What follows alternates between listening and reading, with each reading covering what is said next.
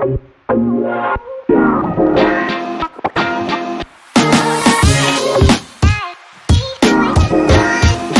Hey everyone, welcome to the first episode of the second season of the Data Dojo.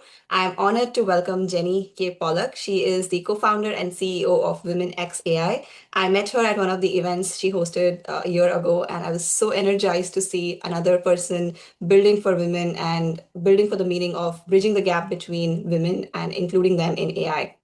She has spent her career in the intersection of AI, product innovation, responsible technology, and she's also been the chief marketing officer, fractional chief marketing officer for startups. She's been featured as a speaker, advisor, thought leader on topics from ethical AI to inclusive design, and of course, for empowering women in tech. So, Jenny, welcome to the show. I'm really happy to have you. Thank you so much for having me. I'm thrilled to be here helping you kick off your new season.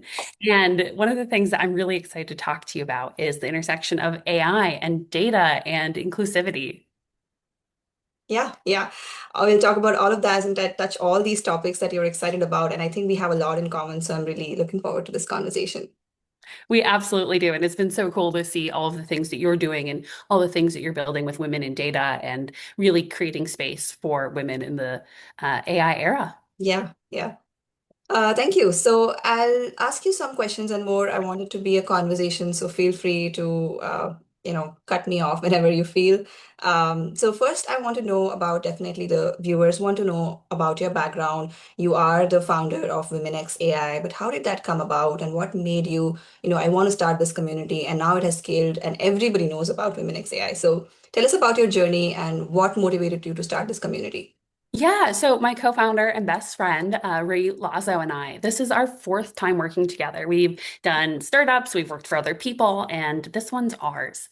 And the reason we decided to do it is because we were looking around and there's a ton of women in AI, a ton of women doing really cool stuff, but you're not seeing them in the media, you're not seeing them in the press, you're not seeing them on stage. And we believe that AI is actually for all of us, so it should be built by all of us. And that's why we decided to start Women XAI. Yeah, that is so true. Like all of these technologies are built by a lot of men. And you see that there was I think, research on like the airline seats being constructed primarily designed, the ergonomics were designed primarily to cater to male. And so many things in our daily life that we use, even female products are designed by men. So I think it's very important to have women raise their voice and have a seat at the table. So I'm glad that you're doing something for that. Absolutely. And one of the things that's important for us is we measure our success by how many times we literally hand the microphone to other women. And so this year we're at 80 and counting. So can't wait to see what we end the year at. That is awesome. That is awesome. I really enjoy attending. I think your events are very different from the traditional events. There's a panel, but you also try to do something more engaging with the audience. So I really like the fact that you do something called like the social Saturdays, the AI spotlight, where you highlight, different women. So tell us more about how those ideas came into play, and are there anything else, tips and tricks that we can borrow from you to do something like that? Yeah, absolutely. So to touch on the ones that you mentioned, every Monday we feature a different leader from our community. They fill out a form and talk about their experience with AI, and we share that on our socials and on our blog. And that's been a really fun way to hand the mic, metaphorically speaking, to some of our community members. The other thing you mentioned is our Women XAI Social Saturday. It happens every Saturday. And there's no video, no call, no nothing. It's an asynchronous event designed to keep it super easy. So you can come in, you can drop in, you can chat AI with women and allies from all over the globe. And it's really easy to access. You can do it in line at the store. You can do it between activities. I often chime in while I'm hanging out watching House Hunters in my pajamas and chat AI with these amazing, talented women uh, Yeah. all over the globe. It's really cool. One of the other things I'd like to share is that when we do events, we always try and make it more interactive. So we just had this amazing virtual panel. It was on agentic AI. And what we did is we actually did breakout rooms after so the attendees could get to be in community, not only with each other, but with the panelists. And Right. we got a ton of good feedback on that one. Yeah. Yeah. I remember one event I attended, you did the same thing where you make four groups and with the panelist and then what they talked about, and the attendees can join whichever panelist they have more questions for. And that was really interesting because That way you have more meaningful conversations and attendees are not just like barely listening to the panelists or the speakers, but they also engage and they also share. So I think that's a very cool idea. Yeah, and I think more learning happens that way, right? If you're just sitting there being talked at, I think there's a lot of information that says that that's not necessarily how most people learn best. Yeah. Like, yeah, that is very common in our education system to be lectured at, but a lot of people learn really well by doing things and by participating. And so we try and bring elements of that into everything we do. Yeah. That's wonderful. That's awesome. So switching gears, I also see that you've been a fractional CMO advising, I think, B2C AI startups. So how do you, and we all know like that AI is everywhere. There is a new hype thing coming up every single day. So how do you integrate all these different emerging AI trends into your growth strategy? And like, how do you filter what should be good, what shouldn't be? So this might be a surprise actually to you and to your listeners. I'd actually advise staying away from AI trends. When you're focused on the trend, you can kind of chase the wrong thing. And I think it's actually better to use it as a tool to supercharge what you're doing. In marketing, I see this all the time. CEOs will come to me and say, I want to go viral. I'm really excited to go viral. How can we go viral? Yeah. Well, the problem with that is, yes, you're going to see a spike in users, but they're all going to leave. I've seen it happen time and time again.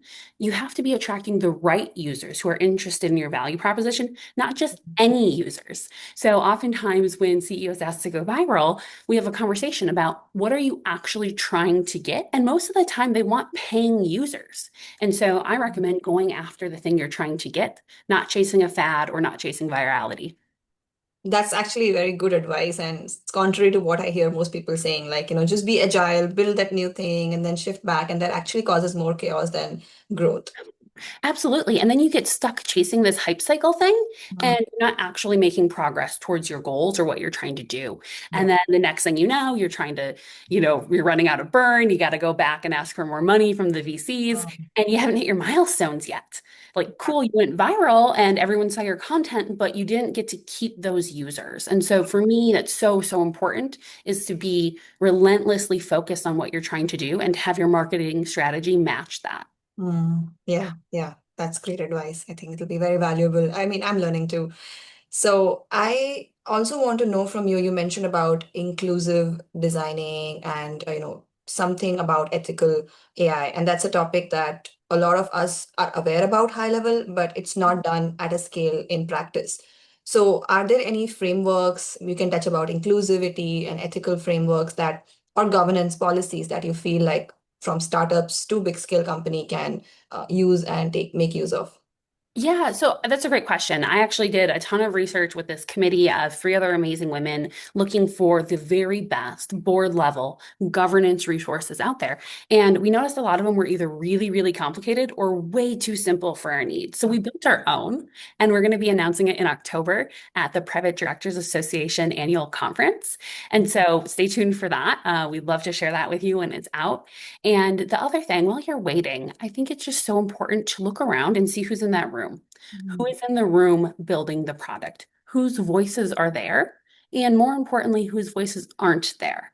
Mm. And I think that when you take a look at that and take steps to get different people with different lived experiences in the room, that's how you can really design a product that will speak to more people. And it's going to help you hit your product market fit faster because at the end of the day, you want the people who are building to represent your customer base as well. So you Mm. kind of take a look at who your ideal customer is and make sure they're in the room with you. Yeah. So it's more not like one size fits all. You really have to tailor it. I see. But yeah, go ahead. I was just going to say, yeah. And like, I'm talking about making sure that your team is representative, but there's also the actually being in the room with the customer too, right? Make sure you talk to your users, make sure you talk to people and sit in on the user interviews. Don't just hire a team and let them go do user interviews. You want to make sure that you're involved because that's when you're going to really hear how the product's being used, what maybe is a barrier.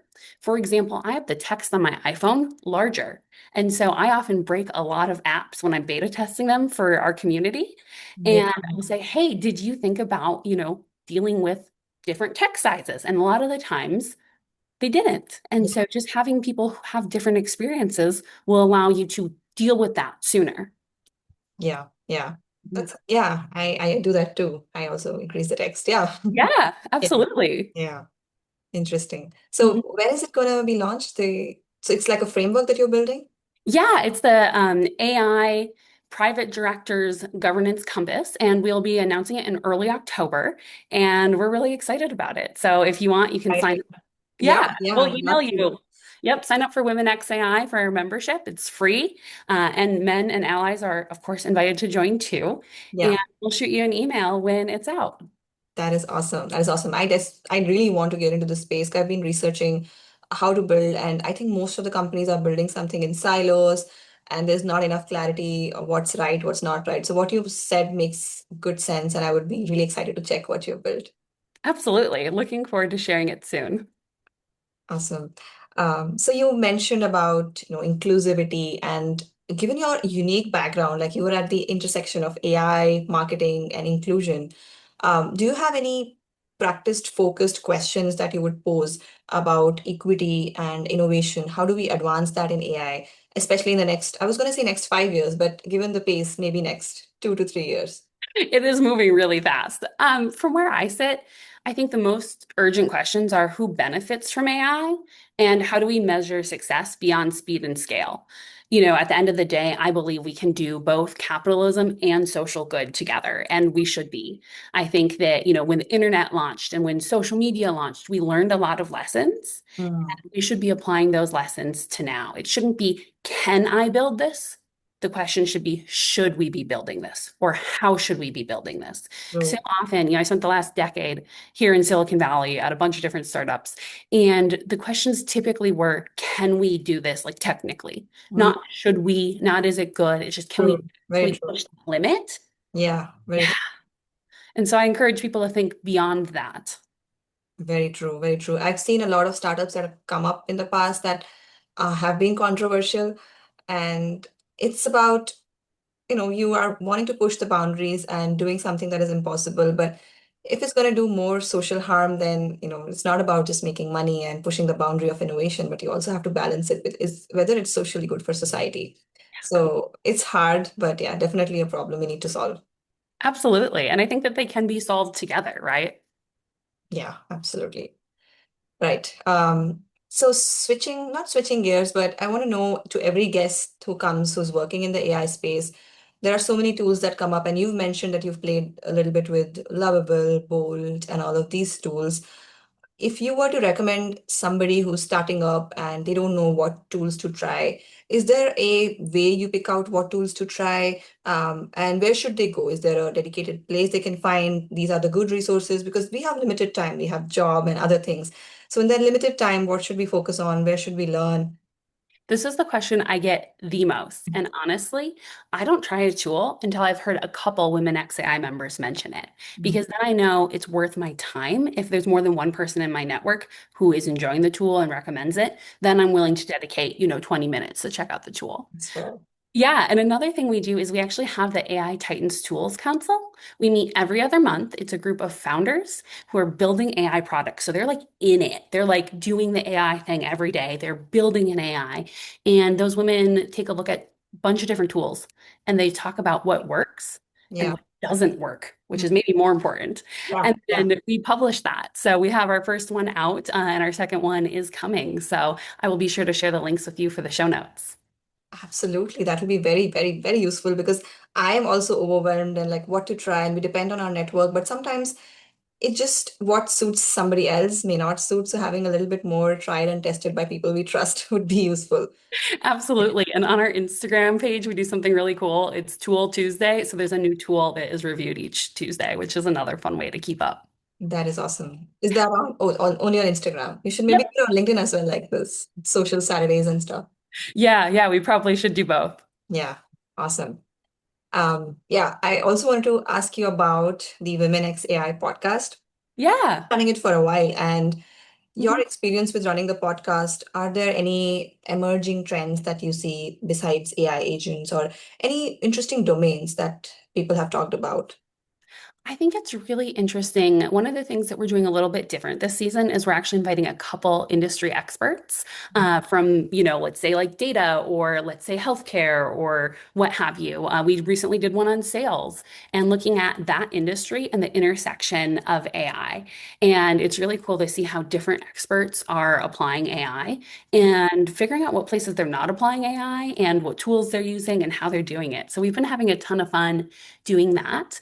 And Mm. I think the theme that I've seen is really seeing people figure out what works for them. Because it's not like there's one right answer. There's not one, AI stack that fits everybody. Everyone is picking out what works. Mm. And of course, what works today might not work tomorrow when there's an update to the model. So Yeah. it's tricky. It is, it is. I think a lot of software layers are oversaturated now. So domains, legacy industries, I mean, healthcare always has scope.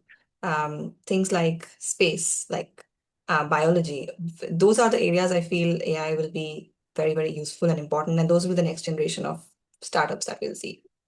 Absolutely. And I'm excited to see what they build with it. It's going to be cool. Yeah. Yeah. The last question before we move to the lightning round.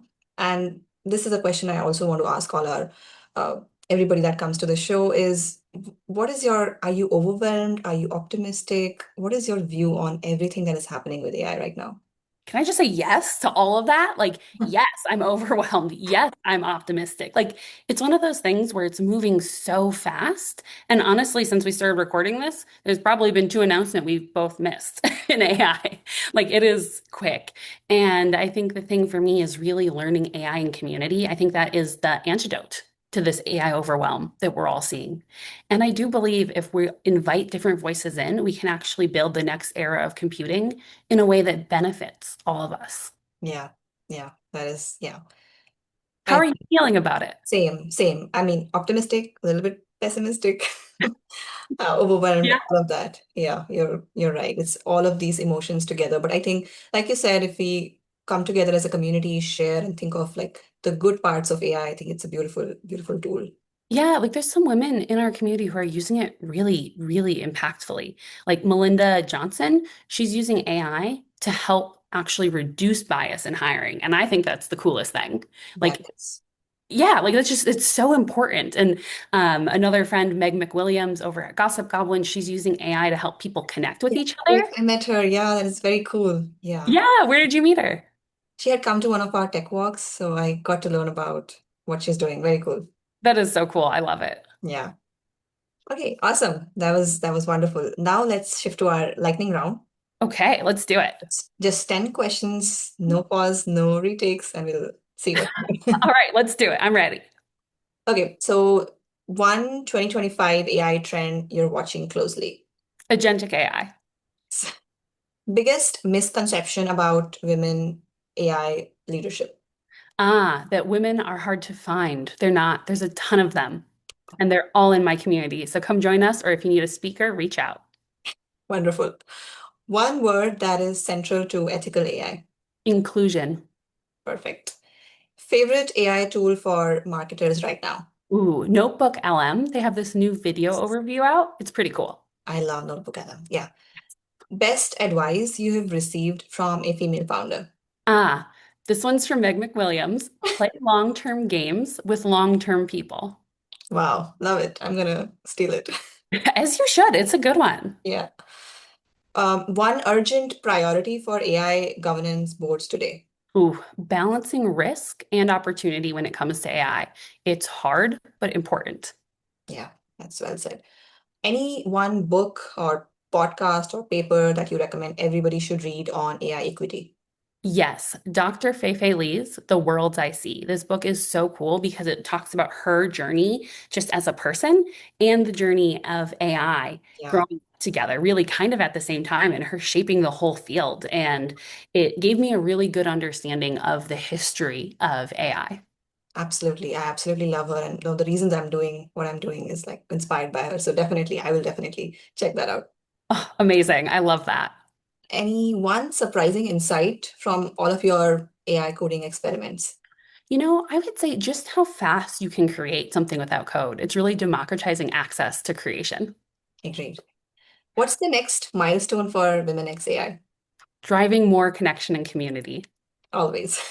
Mhm. Last one. One hope you have for the next AI-driven generation. Ooh, that's a good one. I would have to say learning how to collaborate with AI. I think in the future, we're going to see AI as teammates at work. We're going to see AI as a collaboration partner, and we're going to be working together. And the people that learn how to do that are going to be successful. Yeah, yeah. Fabulous. I've never had a guest who've answered all the questions with so much crisp and fast. So kudos to you for that. But thank you so much, Jenny. Before we wrap up, do you have anything you want to share with the audience? Any insights, any tips or about Women X AI?